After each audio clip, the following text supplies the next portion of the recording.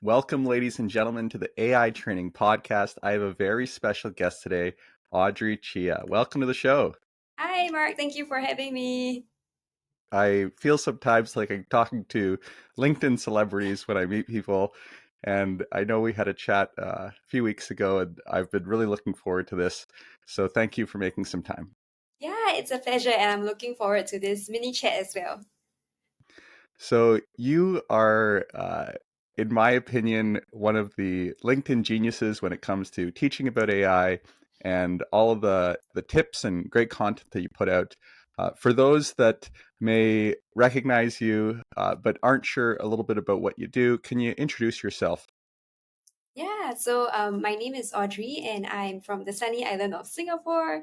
I run a copywriting consultancy called Close with Copy, but what we do is not only focus on conversion optimized content, we think about how to integrate AI into our workflows to streamline everything. So basically, you get the best of human and AI to create content that converts. And copy is so important. You've had a ton of experience working with big brands and small, different size companies alike. What is it about copy that is so important to every business? Yeah, so a lot of people think that copy is just writing, right? When I first started my job, my mom didn't know what copywriting was, and then she thought it's something to do with law. And then I was like, no, stop it. So I had to show her the process. And a lot of people think that copywriting is just like words, right? But before the words, you got to think about strategy. Got to think about positioning. You got to think about how you want your narrative to be and how you can stand out in the crowd. So what I love about it is that you get to actually drive conversions. So for some of my clients, I've worked with them for quite some time, and we could actually see the growth. So from their performance marketing ads, right? Initially, they got about a maybe 1% click through rate. And right now we are averaging about 4% click through rate after great copywriting. So that's how you know that, people are looking at your ads, they are, interested, and now finally getting to conversions. It's amazing how words make the difference, and putting in that strategy ahead of time can really see that uptick in conversions. So much to talk about. Always a challenge sometimes to know where to begin. I'm curious, how has the introduction of tools like ChatGPT that make text so easy to create, where does strategic copywriting come to play now that the words just come out so quickly? Yeah, so like what I always like to tell my clients, content without strategy does not work. So you can imagine, right? If you are looking at a page filled with AI content and everything is screaming like attention founders or like um, revitalize your world today or like something that is exceptionally bold and striking and it sounds very much AI, then when you read the content, you will notice that there's a lot of fluff but no substance.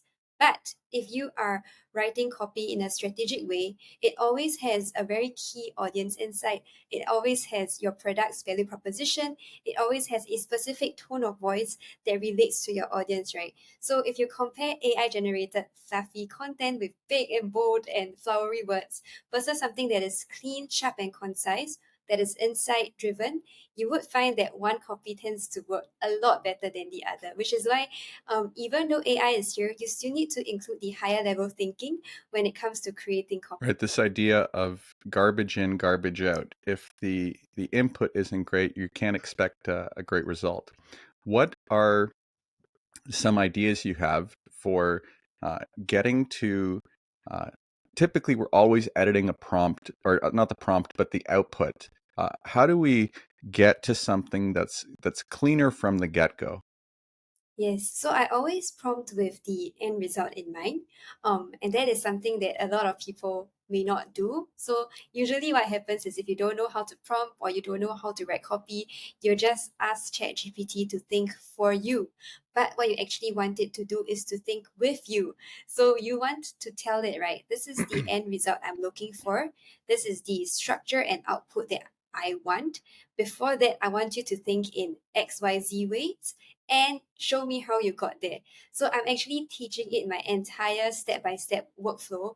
in the way that I would write copy for my clients. And then it understands that thought process and is able to generate copy through that thought process that I thought it. I really like the show me how you got there.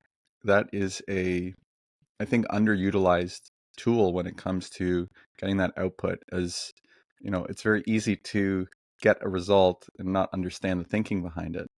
Um, what are, copywriting has been around for a long time. What are some of your favorite books that have guided your thought process? Yeah, so I have read like a lot of copywriting books. So there is the Copywriter's Handbook. I think that is something that every creative in advertising would read. It includes the top performing ads of all times. But I've also read something by Dan Locke. So interestingly, he is like a very sales driven copywriter. I know you might That's have heard the of. FU money guy, Yeah, right? yeah, yeah. Yeah, and most people will look at the book and maybe they might be like, this book looks a bit suspicious, but he does include very important tips on how to sell. So what you need to do is to really understand like the whole spectrum of copywriting. There is brand copywriting, stuff that, tells a narrative, a story that's really empowering. For example, an ad by Nike, that is brand copywriting. But you also have to understand the other side of the spectrum, which is sales copywriting, right? How do I just write a long form text with no visuals and get people to click the buy button and feel like they are missing out? And then you have the middle kind of like the a perfect blend of both brand and sales copy, and that's what I would call conversion copywriting.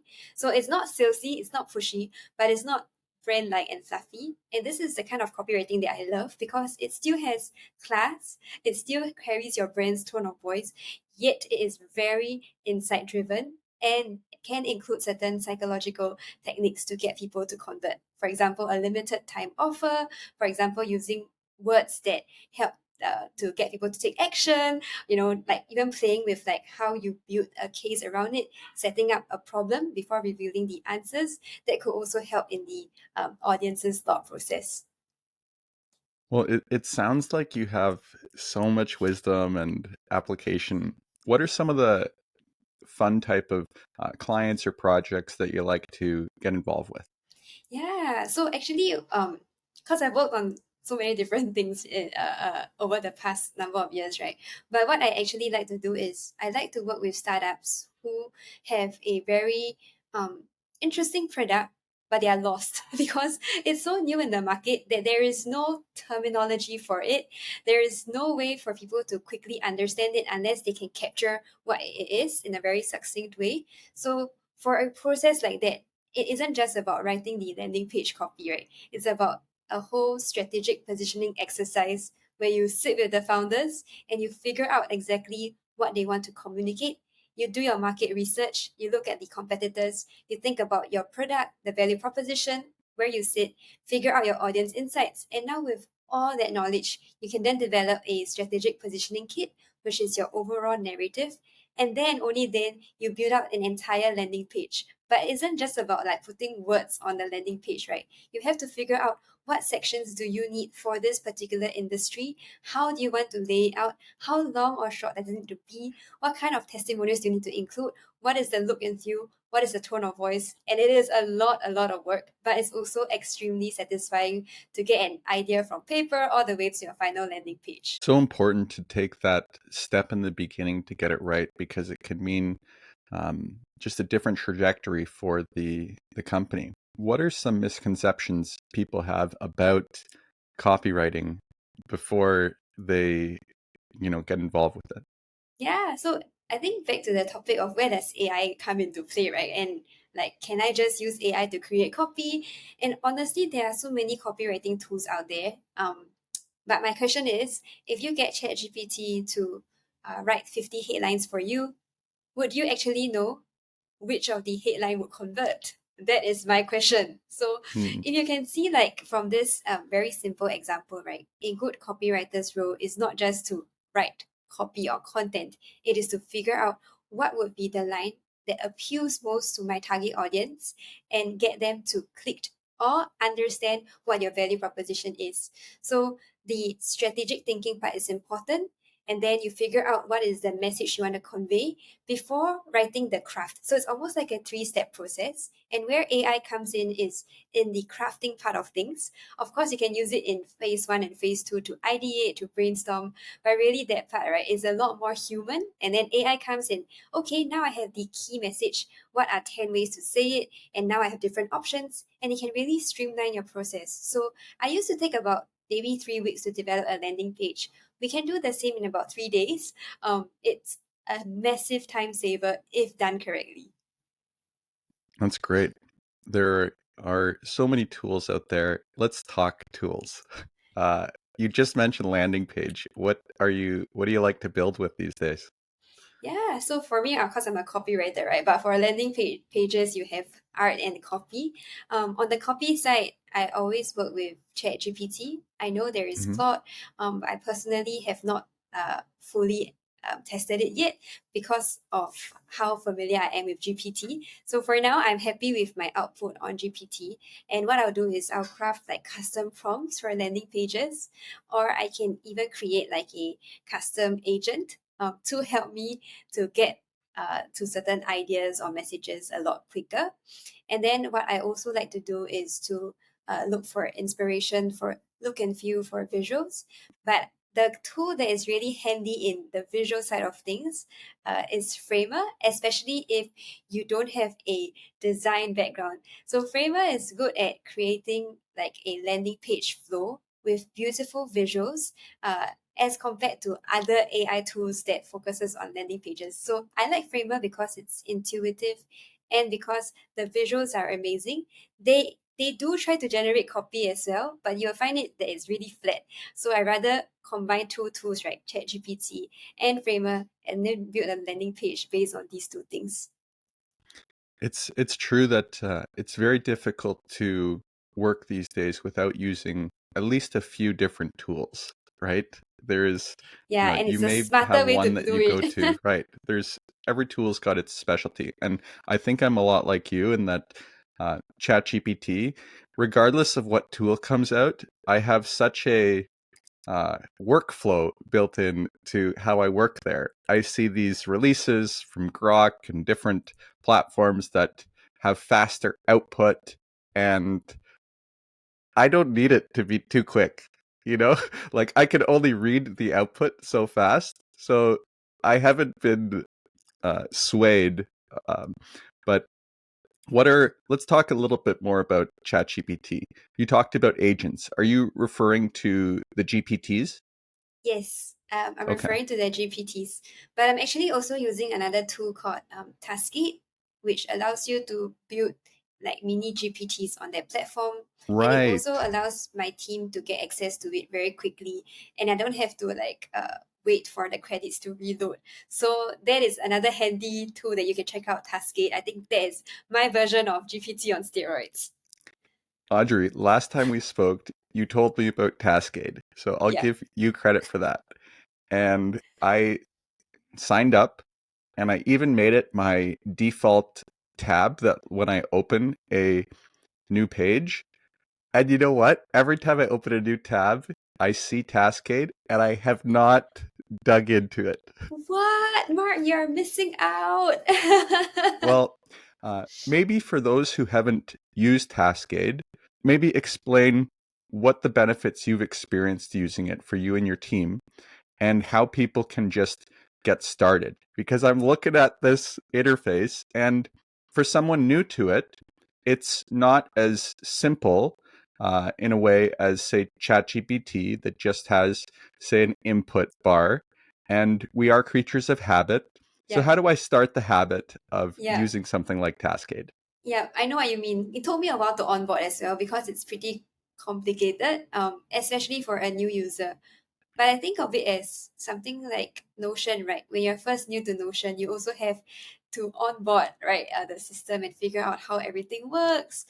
Where are all the handy tricks and tips for Taskade? If I took, I think, one afternoon to really dive deeper and figure out how to work on it. So Taskade is like a workflow tool that allows you to create content, share with your team, almost like Notion. You can organize different events on it. You can organize like, a checklist, and then your team can hop on.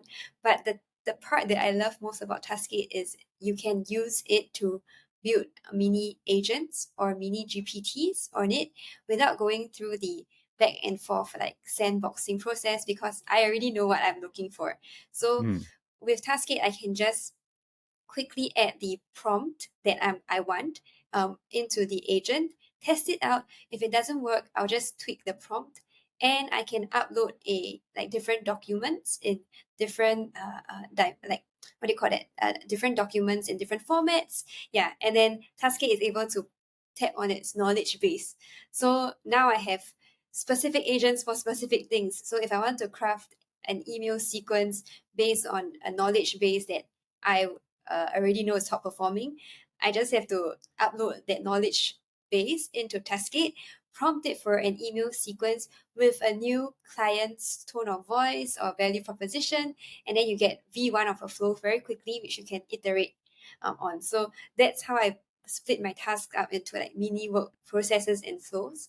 And the best part is my team also gets access to it. So if I build something, I know ChatGPT has a team feature, but if I build something on Taskade, we have all the workflows there, the checklist there, and then the team gets access to it, which makes it for me very, very handy. Sounds great. Well, I'm sold. I will go through the videos, and next time we chat, I'll be telling you all of the fun things that I've learned from Taskade. So thanks again for the nudge. That's great. Um, Sounds like a very powerful tool. Um, with ChatGPT, um, what have you been using for the GPTs that are available, or ChatGPT's agents? How have you sandboxed them? What kind of things have you come up with that have been useful? Yeah, there are so many use cases, so it depends on what you actually want to solve for. So I never create agents for the sake of it. I always create them when I want to streamline my work processes and I hit a blocker. So, for example, I realize I'm spending too much time creating XYZ, therefore, I will build an agent for it. And once you do that, right, what you're actually doing is looking at your complete workflow, right, and figuring out, hey, how do I take um, a short amount of time to complete the same amount of work? Because now you're finding the blockers that take you so much time and figuring out a better flow for it. So one example would be I'm currently building a Taskade agent for newsletters, which will turn LinkedIn long form content into newsletters for me in a specific style. So it is about maybe 50 to 60% of where I want it to be right now, because the tone of voice still isn't right. So I'm gonna tweak it a little and start testing. But this gives me a very good base to work off. For example, if I were to start a newsletter from scratch, it would take me maybe like half an hour to an hour. But with this, maybe it would take me like one third of the time, because I already have a good base to work off. I think there's something that is super important to think about. How do you create the most with the minimum amount of time that you have? That's an excellent point. And to add to that, you're right that what you're doing on the platform is you should be trying to solve a problem that you have, right? If you're just going in with, I don't know why I'm here, then it's easy to get lost and you're just kind of playing for playing's sake, which can be okay. Sometimes I'll go in there and I'll have ChatGPT just write me jokes and I'll listen to them, and that's, a little bit of a de-stressor. So there's so many different applications, and I'm always curious to know how people are using the tool. There was another tool that you mentioned that was sales oriented. That Oh yes. you want to talk Um about that one? Sybel, right? Yeah. SY. Yeah. Yeah, Sybel is a very powerful tool. You would have seen it a lot on LinkedIn. I'm sure other creators have talked about it. Well, there's what I find is that the popular tools get rementioned, right? So if you're keeping your eyes and ears open, the things that you should investigate, if you hear them, 3 times, then go get a trial, or Yeah. it's worth looking into. So this is one that comes up quite a bit, and you've been using it. I know that all the tools that you talk about, you've used, you've tested, and you've vetted to see if there's something that you'd recommend to clients. What are your highlights with this tool? What do you like about it? So there are two key features of Sybel. One is like the usual meeting minute transcription, which is cool because everyone needs an AI meeting note taker. If they haven't already gotten on board, it's about time. It saves you so much time. So that is the first part about it. And second part is that it identifies the audience's pain points, desires, potential buying patterns, and even conversation starters. Oh, and actually the third point that I like is it helps you to create a really quick AI summary follow-up that is very accurate. So this is one of the rare tools where I can just click a button and I can get an email that I'm comfortable sending out without too much edits. So as a copywriter, how I use it, one is in sales prospecting. It helps me to analyze all my target audience's pain points so that I can craft a copy. So here's a really fun example, right? If I have had, 10 sales calls in a week, right? I can take the transcripts of all the calls, download it from Sybel. I can either consolidate their pain points, which are already on the platform, or I can take the transcripts, upload it to ChatGPT, give it a different prompt where I'm saying, hey, you're an audience insight analyst. I want you to identify the common pain points of my audience with my consultancy in mind, a human AI copywriting consultancy. So now it's going to pair what it knows about my agency, and I gave it a full profile with the pain points that it's going to extract from the transcripts, and then give me a consolidated list of insights. But it doesn't stop there, right? So now I have all my insights that I'm looking Wait, for. there's Oh, more. yes, there's more. You had to. I was tempted to say it, but I was like, yeah, but wait, there's more. So you can take all the insights that you get from that, right? And then you can go to, or I can go to Taskade because I already have an email agent that's trained on a specific email sequence. Then I can upload all the insights to the agent, and then now you get an email outreach sequence that is trained on your audience insights, your company's data, and the top performing email sequences that are out there. And that's how powerful AI is. Wow.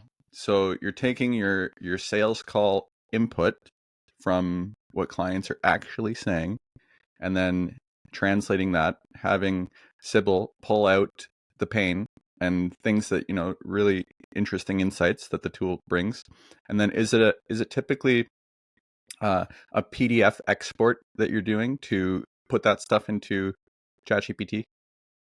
Yes, I think you can do it as a PDF or a text like a TXT, and then you Hmm. just upload it to ChatGPT. So the goal is to just give it like my transcripts so it can start pulling out the common pain points. I'm looking for common pain points.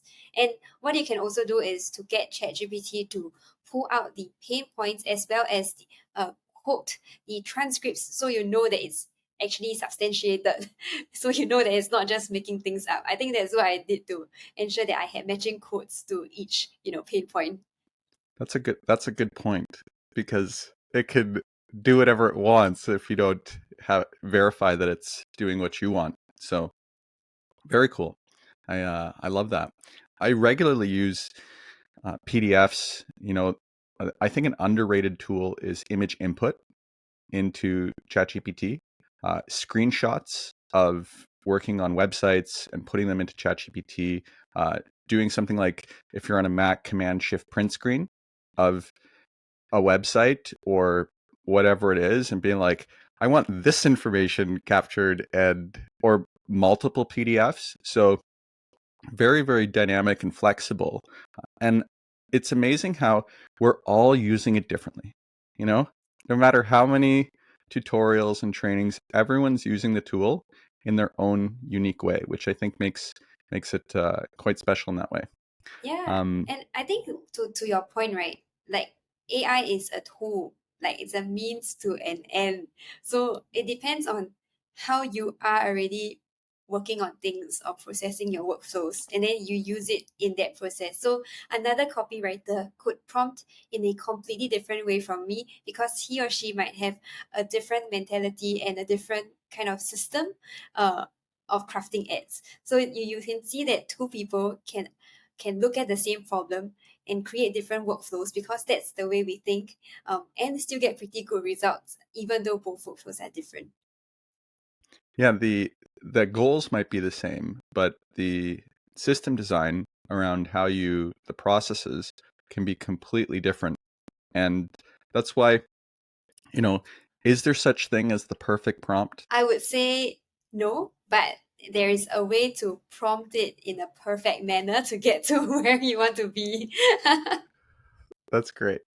Yeah, always trying to optimize and tweak. And I would tend to agree that there is no such thing as the perfect prompt, but there can be improvements over what you did yesterday, right? We're always learning and growing, and it's sometimes overwhelming, the amount of tools and prompt lists, and someone's giving 10,000 prompts you must have. You're like, whoa, whoa, whoa, whoa, whoa! I just need a couple that work really well.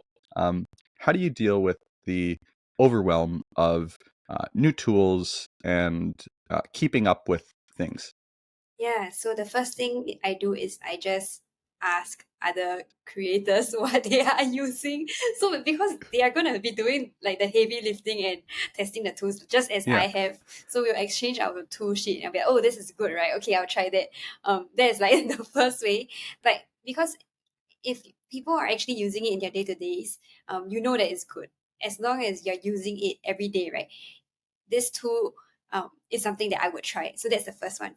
The second thing is, I think, not to be distracted by every fancy new object. The goal is to figure out what are your key pain points. It's very simple, right? You're working every day and you're spending like X% of your time taking meeting minute notes.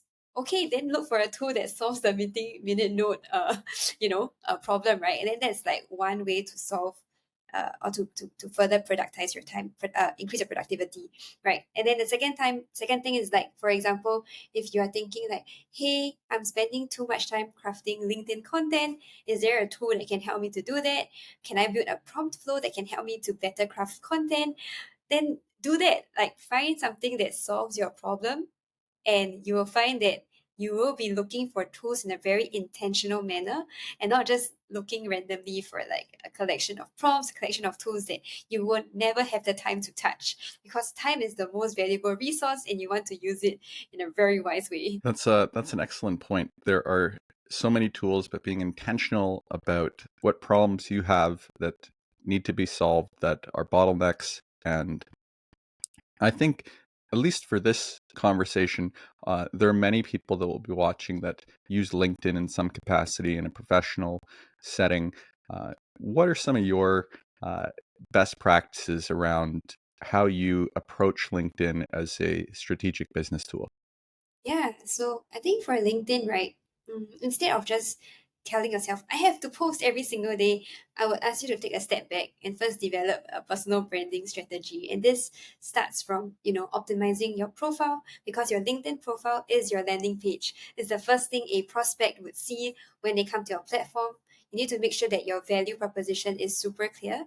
Like, if they come to me, I want them to know me for one thing: AI copywriting, right? I want them to know me for my color red.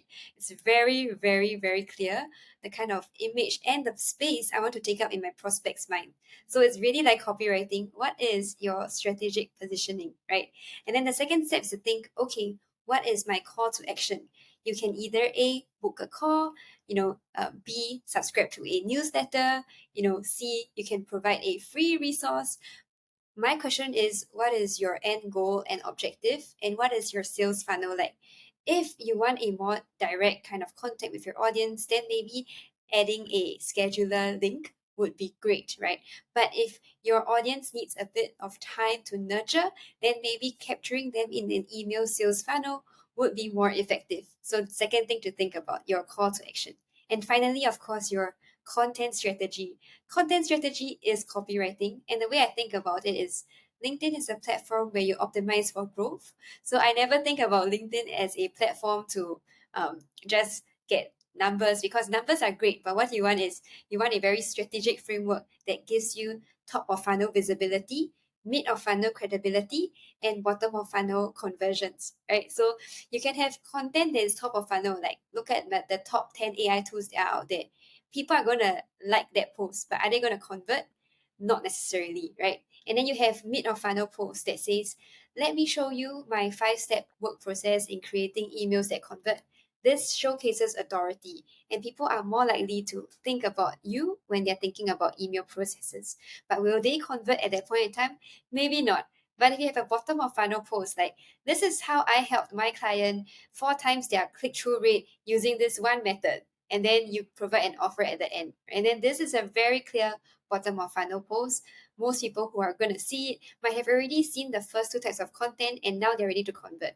So even on LinkedIn, you have to think about it as a platform, like a media channel, and you are the product and you are advertising yourself. So how would you go about doing that? Those are awesome tips. This will definitely be a clip. Yeah, I spend like every channel that I'm on, because I hate social media. I'm not on TikTok, I'm not on Instagram, I'm not on Facebook. And it took me a long time to get started on LinkedIn. But the way I managed to overcome that fear was to treat LinkedIn as a media channel and think, since I'm an advertiser and copywriter, how would I sell myself? And then this was how I managed to develop a strategy that has worked pretty well for me. It's great. I love the idea of the color. I know that Heather also does a similar, I think, very powerful like red color in dresses or yeah.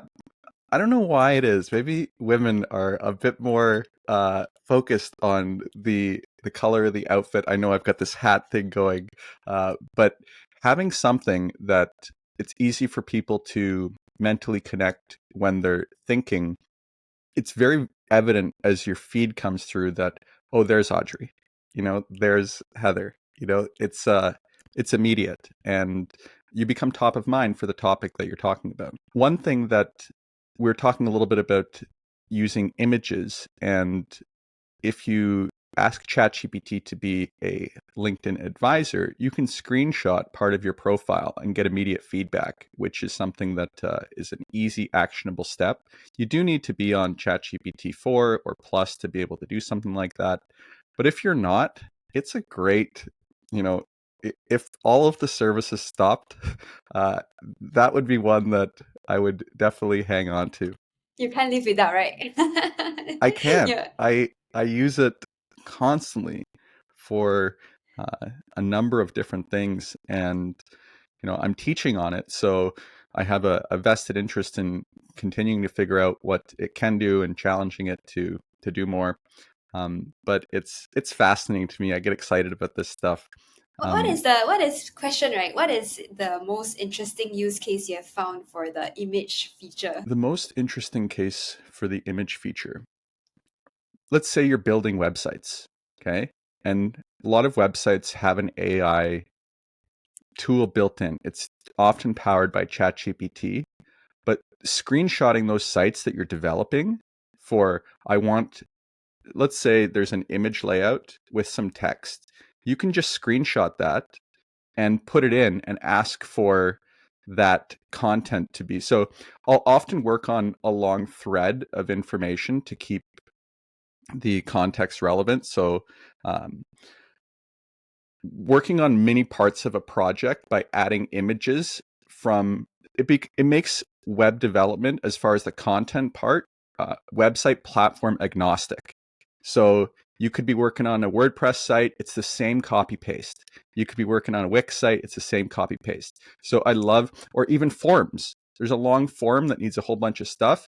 You Yeah. can reduce the size of what you can see on your screen by unzooming, and Yeah. now you can take a screenshot of the whole form and then just put that into ChatGPT. So rather than going line by line and asking questions, it can give you the output and you can say complete that a little easier. Most computers have kind of built-in kind of form processing, but you get the idea that two things: either print screen and save to a PDF, so you have that long web page, or taking different screenshots of parts of the page that you just need an opinion on, some content or copy, this is a very powerful way to uh, have one technique that you can use across many different applications. Because once you're in the habit of doing it, um, you can do the same from your phone, right? You screenshot something, add it,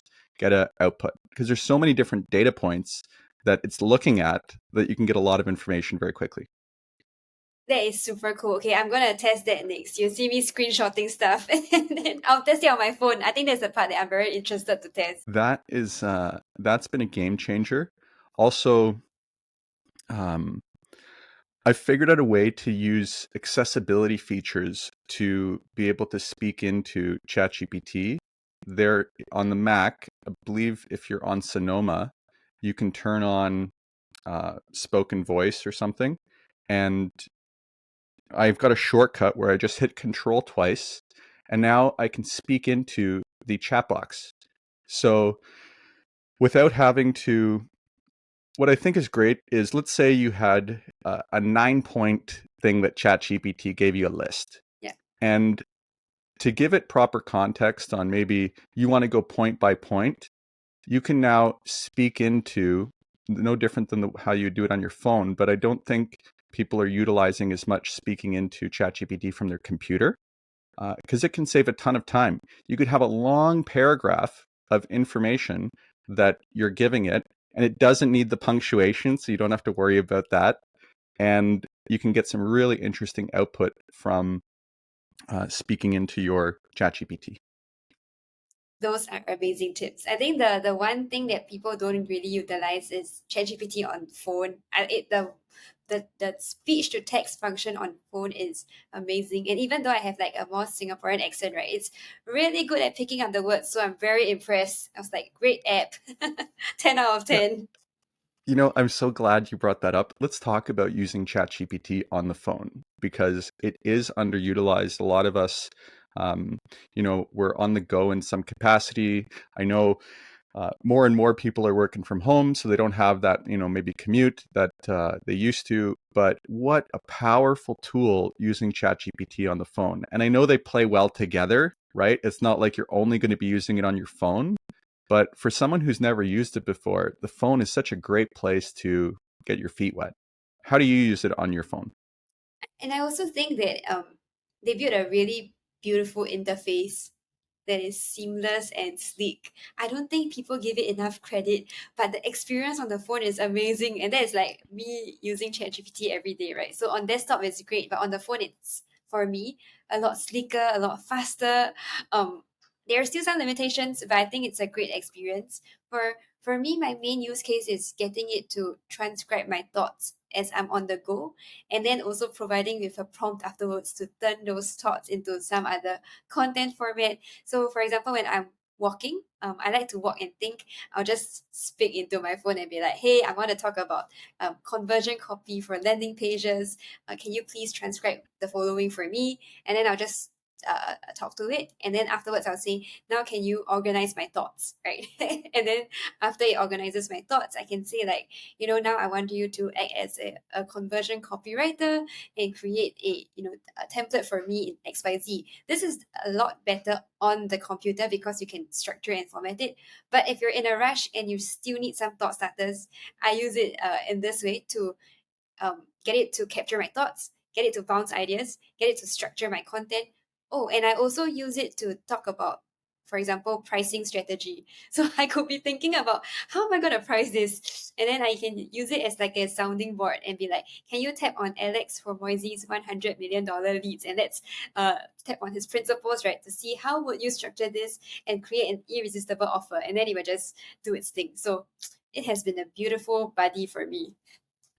It, I completely agree with you, and it makes your in between time, your the other day I was outside, it was really nice out, and I'm sitting in front of like a little pond, hearing the birds chirp, and I'm talking to ChatGPT in a conversational way. And for those that don't know, ChatGPT, there's a little headset button that you can push that, and it speaks to you. So I don't think everyone knows that. And that works on 3.5. So you do not need to pay to be able to speak to AI in a natural way. Um, so I'm in this kind of environment, and I'm in a different headspace when I'm talking to ChatGPT. And you can use it for different things, but I love doing strategy work, brainstorming ideas. There's a great book that I'm reading called The Gap and the Gain. It's really about measuring backwards. So if we're always measuring the gap from our ideal, this horizon that keeps pushing away, we can feel like we're never winning. We're always kind of approaching it, but not getting there. But if Yeah. we measure backwards, so focusing on our wins, then we finish the day feeling like a winner, and that sets us up for a better next day. So one of the ideas in the book is very simple. At the beginning of the day, you set out for 3 wins. And I will talk to ChatGPT about what I want my 3 wins to be. So at the end of the day, when I talk to ChatGPT and say, these are my 3 wins, I get this very encouraging, you know, well, that was great, Mark. You're really, you know, and it's a little thing, but as a solopreneur, Yeah. um, you don't always have your network. Everyone's busy. So to have someone smart and intelligent who's going to be there for you in many different ways, you do build a bit of a relationship where you have this really intelligent, super powerful partner, and now you can talk to them and they can support you with anything that you want. So it's just incredible. It's only getting better. And I think that is a very accessible way for people to get started, even if they've never used it on their phone or on their computer. Download the official Yes. ChatGPT app. Make sure it is, because there are a bunch, right, that Yeah. can be Yeah. confusing. So just make sure it's official and just start using it. I also recommend moving the app to your dock, or like that real estate on your iPhone. That's very important. Put it in that bottom left, and as a test, instead of Googling things for a little while, just go into ChatGPT and see if you can get what you're looking for. The people that I've recommended that to, they most of them have already created the habit, and now Yeah. it's more likely that they're getting their answers from ChatGPT in less time without the ads and things that you know Google loves to show you. Times are changing, exciting times. we Yeah. will we will see how this evolves. But I think people's like behaviors are going to change. But I think the one thing for me that will never change is the human and AI aspect. As much as AI is amazing, without the high level thinking, the strategy, the creative vision, it's very hard to get to an output that really makes an impact. So if you have both, right, that's when I believe you can achieve the same quality of work, in a much more productive manner, streamline workflows, reduction in costs, and actually supercharge productivity. That has been the absolute game changer, the word that ChatGPT likes to use, but it's true for me. Yeah. Or unlock. Yeah. ChatGPT loves to unlock things, Unlock, yes, right? and unlock. Yeah. Unlock and game changer, yes. You'll see these two words very often.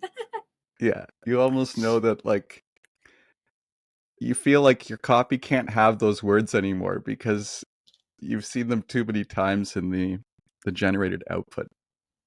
Oh man, that's great. What else do you use it for on your phone? You said you when you're on the go. Are there any other things that you found that you go to ChatGPT for? I I think that for me, whether it's on the phone or on my Mac, right? I think it's about how do you use it to plug in the gaps in your knowledge, especially if you are a solopreneur or a new founder, right?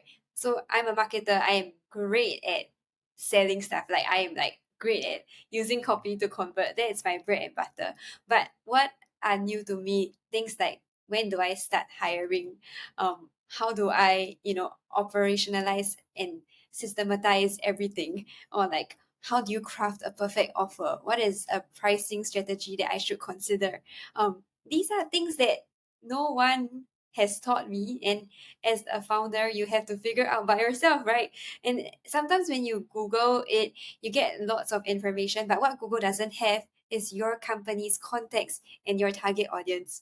So I find that when I get ChatGPT to create a strategy with me, I give it the context and I get it to tap on knowledge bases, where we are looking at other people's experiences and their successes, then combining it with my context, then using it as a sparring partner.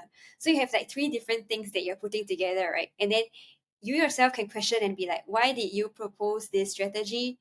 Does it really work? And then I can even talk to it and say like, hey, but this client said this. I don't think that this works. What do you think? So now it's almost like you have a sparring partner or like an advisor that helps you every step of the way. And of course, the answers are never perfect, but it's a great starting point for anyone who is lost, confused, and trying to get their business together. I think ChatGPT is an incredible tool. You're, I would absolutely agree with you. This idea of having a third party, especially we have our own biases and just blinders to our skill sets. So I love doing things like SWOT analysis or different kinds of pick this idea apart, tell me what I'm not thinking about, or things that I should consider, which gives you a bit more holistic view on either your business, strategy, and things that you could consider but haven't. I'm curious, have you um, ever uploaded a PDF as a book and picked the author's brain? Of course. So I uploaded Alex Hermesi's book, right? The two free books. So, Yeah, no copyright issues, just two free books available online. But I uploaded it into a custom GPT. And then that is a very good sparring partner for me. But sometimes what you realize is that it tends to tap on knowledge from one source and not both. So you might have to be explicit. You could say like, tapping on this book that is in your knowledge base, can you please share certain strategies? That has helped me to shape the conversation in a certain manner. I also have those books as GPTs. Now, I think there are, um, in the future, I think every book will have a GPT, and that you'll just be able to dig into it and be able to Q&A, especially for nonfiction books that are supposed to be actionable. Maybe it'll be Amazon's, GPT marketplace that along with the Kindle, you get something that you can, ask AI about. Um, there's so much utility there.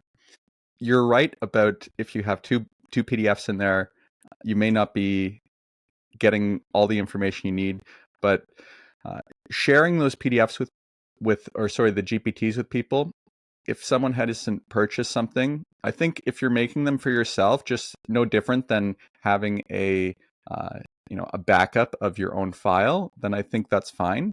But there are, if I was an author and I had a book that someone was sharing and they're getting all this information, that there's ethical issues there. But definitely from a usefulness, if you own the book and it's something that you want to benefit from, uploading a knowledge base like Alex Hermosi is helping you right there through ChatGPT. So amazing stuff. Yeah, but I think like what you say, right? So one important point is like copyright, and also, uh, that there are so many considerations when using AI, right? It's a potentially gray area where you don't know if the information you're using is taken from another source and the authors for that information, and also if you're scraping another company's information, is that ethical? I think this is a very gray area that we need to constantly um, have it on top of mind. I think there are still many discussions to be had, but as creators or as writers, the way that I would navigate this situation is I would only mostly use my clients' information and craft my own prompts and work my own systems. So everything that I'm putting in is actually stuff that I would already have used for my processes, and that helps me to create content that I know I'm comfortable with because of the processes that I've had that is uniquely mine. So it's just bringing a lot more of yourself into the workflows. I think that could help as well. Yeah, it is an important consideration to know that unless you choose, often the input that you're putting into ChatGPT is being used to train the model. So out of all of the people that have uploaded, say, a book or something, that then gets mixed up into all of the words that ChatGPT references. So I would imagine that there are many books that people have uploaded that are in this training data now. And I don't think that OpenAI is carefully checking to see what those PDFs are, right? There is no system of checks. So I would just say that people should be aware that unless you're on an enterprise level and everything is contained, that your information, what you put in, could be accessible. There have been things in the past where, especially when ChatGPT first came out, people were able to somehow get into, have it spit out other information that they were maybe supposed to see. So, but this is no different than cybersecurity of the past, where you have to be knowledgeable that what you share could be accessible by other people, but it should not be to scare people away from using such a powerful tool. As I think the upside, as long as you're using it responsibly, definitely outweighs the downside of using the tool, at least for now. Agreed. Completely agree with it. Well, this has been so much fun. I'm very curious to know where people can reach you. I know LinkedIn is a place. Maybe you can share your website and anything else you'd like to share with our audience. Yeah, I think so. My final takeaway, and this is something that I always say, the future is hybrid. Don't have to be afraid that AI will take over your job. When I first started using AI, it was because my client told me that ChatGPT is going to replace me, and I was freaked out. And I had to start using it to figure out its potential as well as how I could leverage it. So, for any writers, marketers, or creatives out there who are afraid, I would say don't be. Learn how to leverage it, learn how to integrate it into your workflows, and you will realize that you are running, 100 times faster than before, and you will be able to find greater unlocks in so many aspects of your life. So if people would like to reach me or figure out how to build bespoke AI content systems, you can find me on LinkedIn, Audrey Chia, Chia. You will see a mini rocket ship at the back of my name, and I'm wearing red, so you can't miss me. Or you can check out my website, www.closewithcopy.co. Amazing. Thank you so much, Audrey. This has been so much fun. I've learned a lot, and I know anyone watching this or listening to it has gotten a ton of value from this conversation. So thank you. I hope you'll be a guest in the future, and I'm really looking forward to following your journey and being supportive in any way that I can. Thank you so much for being here. Thank you, Mark. So this has been the AI Training Podcast. If you want more episodes like this one, you can visit openaitraining.com. And my name is Mark Latimer. Thanks so much for being here. Have yourself a great day. Okay, let me hit stop there.